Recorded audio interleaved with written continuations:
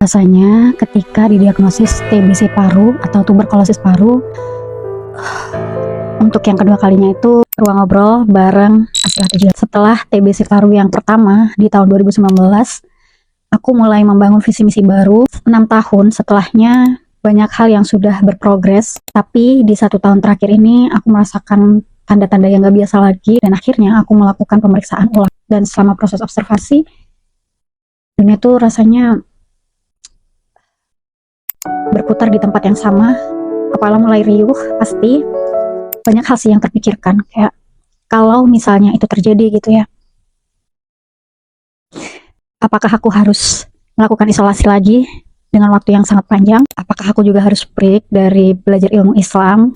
Apakah mobilitas dakwah yang selama ini dilakukan juga harus terhenti? Apakah harus melepaskan semua pekerjaan yang aku punya saat ini? Sedangkan aku sudah berada di usia akhir 20-an. Akhirnya aku terpatri sama kata-kata yang bilang, kalau kamu di umur 30-an kamu masih belum punya pencapaian apapun, kamu gak akan jadi orang yang berhasil. Dan banyak banget pemikiran-pemikiran yang riuh di kepala, sampai akhirnya diagnosis itu keluar, dan benar aja aku kena TBC paru lagi. Alhamdulillahnya adalah TBC-nya ini bukan resisten, tapi infeksi baru. Ketika diagnosis itu keluar, semua yang riuh, perasaan yang kacau itu kayak jadi tenang aja gitu. Karena sebelumnya aku udah ngobrol ya sama Allah, bahwa ya Allah, kalau misalnya memang itu harus terjadi, maka terjadilah, dan aku ikhlas gitu. Aku akan mencoba menjalaninya lagi gitu, dan melakukan apa yang bisa aku lakukan. Ya tentu harus menjaga protokol kesehatan juga ya. Kabar baiknya, aku nggak perlu melakukan isolasi lagi. Hikmahnya adalah, kamu pernah dengar nggak kalau kita diuji sama Allah dengan hal yang sama? Bisa jadi Allah itu pengen kita growth di sesuatu hal, tapi kita belum growth sesuai yang Allah inginkan. Akhirnya ujian itu balik lagi ke kita, dan kita harus menjalani ujian itu lagi.